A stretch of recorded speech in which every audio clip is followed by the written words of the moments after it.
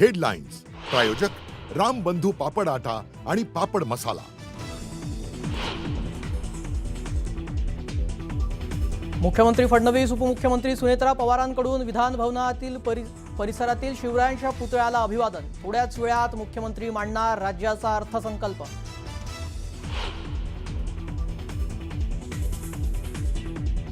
सर्वसामान्यांना अर्थसंकल्पातून खूप अपेक्षा आहेत, मात्र 2014 पासून राज्याची वाताहत तर गेल्या 2 वर्षातील महसुली तूट बघता राज्यावर मोठं आर्थिक संकट। विजय वडेट्टीवारांची आर्थिक पाहणी अहवालावरून टीका।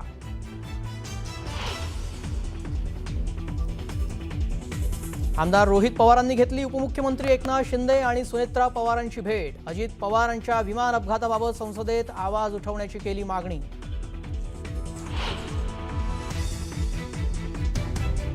रोहित पवार आज पुण्यात सीआयडी अधिकाऱ्यांची घेणार भेट।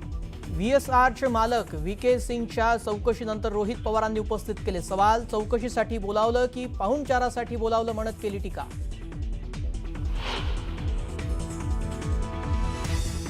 व्हीएसआर कंपनीचा मालक व्हीके सिंगला सीआयडी चौकशी दरम्यान व्हीआयपी ट्रीटमेंट।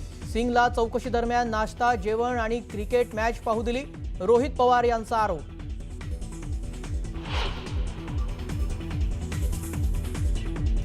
भारत रशियाकडून तेल खरेदी करू शकणार। तेल खरेदीसाठी अमेरिकेनं दिली 30 दिवसांची सवलत। अमेरिकेचा भारताला दिलासा।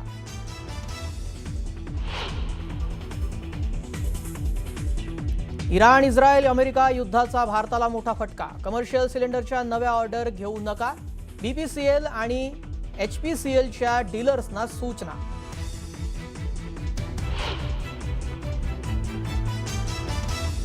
सरपंच संतोष देशमुख हत्येची पुढील सुनावणी येत्या 24 मार्चला। डिजिटल इलेक्ट्रॉनिक पुरावे आरोपी पक्षाला द्या, कोर्टाच्या सूचना।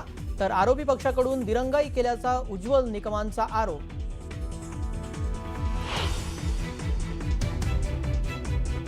आणि राज्यात तिथीप्रमाणे आज शिवजयंतीचा उत्साह। विलेपार्लेमधील छत्रपती शिवाजी महाराजांच्या पुतळ्याला उद्धव ठाकरेंकडून पुष्पहार अर्पण, तर शिवाजी पार्क मैदानातील पुतळ्यास राज ठाकरेंकडून अभिवादन। नमस्कार, मी श्रेयस पांडे, आपण पाहतात न्यूज 18 मराठी बातमीपत्रात आपलं स्वागत आहे। सविस्तर आता बातम्या पाहूयात। राज्याचे मुख्यमंत्री देवेंद्र फडणवीस आज राज्याचा अर्थसंकल्प मांडणार आहेत। आज सादर होणाऱ्या या अर्थसंकल्पामध्ये लोकप्रिय घोषणा होण्याची शक्यता आहे। गुरुवारी महाराष्ट्राच्या अर्थकारणाचा आढावा घेणारा आर्थिक पाहणी अहवाल विधानसभेमध्ये सादर करण्यात आला। राज्याच्या अर्थव्यवस्थेबाबत सकारात्मक चित्र समोर आलेलं आहे। या अहवालानुसार चालू आर्थिक वर्षामध्ये महाराष्ट्राची अर्थव्यवस्था सुमारे 7.9% वाढण्याचा अंदाज व्यक्त करण्यात आला। दरम्यान विधानसभेमध्ये वित्त आणि नियोजन राज्यमंत्री ॲडव्होकेट आशिष जयस्वाल यांनी तर विधान परिषदेमध्ये राज्यमंत्री पंकज भोयर यांनी आर्थिक पाहणी 2025-26 अहवाल सादर केला। या अहवालामध्ये कृषी, उद्योग आणि सेवा क्षेत्रातील वाढीमुळे राज्याची अर्थव्यवस्था मजबूत होत असल्याचं स्पष्ट करण्यात आलं आहे।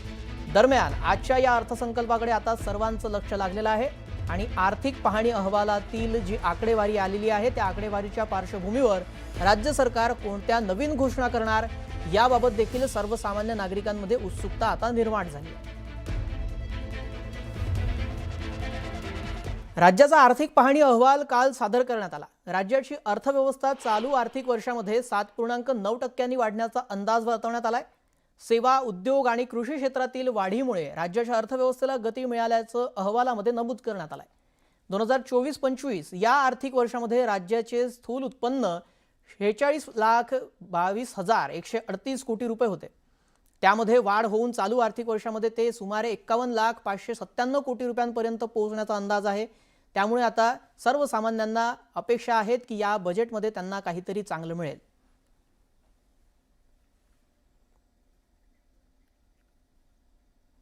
दरम्यान आता आर्थिक पाहणी अहवाल त्या संदर्भातले काही ठळक मुद्दे काय होते ते आपण पाहूयात। आर्थिक वर्षामध्ये 7.9% वाढीचा अंदाज आर्थिक पाहणी अहवालात नमूद करण्यात आलेला आहे। राज्याचं दरडोई उत्पन्न हे 3,47,903, सांकेतिक स्थूल उत्पन्न 51 लाख कोटी।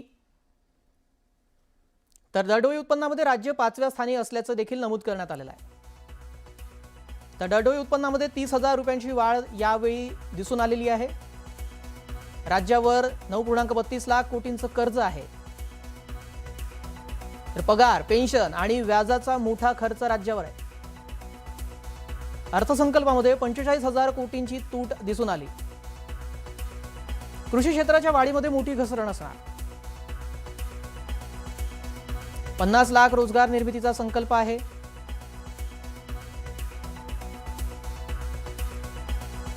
नवीकरणीय ऊर्जेमध्ये राज्य तिसऱ्या स्थानी आहे. तर एमएसएमई क्षेत्रामध्ये 2.52 कोटीहून अधिक रोजगार महाराष्ट्रात निर्माण झालेले आहे. स्टार्टअप्समध्ये राज्याचा वाटा 17% आहे. कडधान्य उत्पन्नामध्ये काहीशी घट अपेक्षित आहे. तर शेतीसाठी 7.37 लाख सौर कृषी पंप असणार असा पाहणी अहवाल आहे. नोव्हेंबर 2025 पर्यंत 4.9 कोटी शिवभोजन थाळी देण्यात आली. नागरी भागामध्ये 8.75 लाख घरनिर्मिती झाली आहे. तर ग्रामीण भागामध्ये 16.5 लाख घरांची निर्मिती झाली आहे. विजय वडेट्टीवार यांनी आर्थिक पाहणी अहवाल आणि आज सादर होणाऱ्या अर्थसंकल्पावरून सरकारवर टीका केली आहे. सर्वसामान्यांना बजेटमधून खूप अपेक्षा आहे, मात्र 2014 पासून राज्याची वाताहत झाली आहे अशी टीका त्यांनी केली आहे. तसेच विशेष म्हणजे गेल्या 2 वर्षातील महसूल तूट बघता राज्य हे भिकारी होण्याच्या वाटेवर आहे असा घणाघात देखील विजय वडेट्टीवार यांनी केला आहे.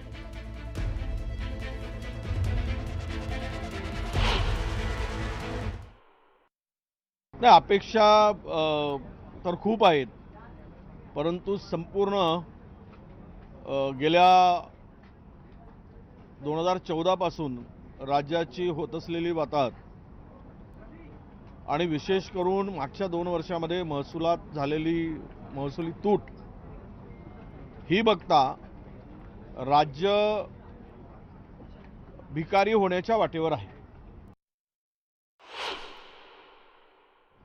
बजेटच्या प्रोव्हिजन आणि प्रत्यक्ष झालेला एक्सपेंडिचर हे 30% वर नाही. याचा अर्थ असा की पुन्हा मोठी कात्री लावल्याशिवाय एप्रिलमध्ये कर्मचाऱ्यांचे पगार सुद्धा होणार नाहीत अशी दयनीय अवस्था राज्याची आहे. शेतकऱ्यावर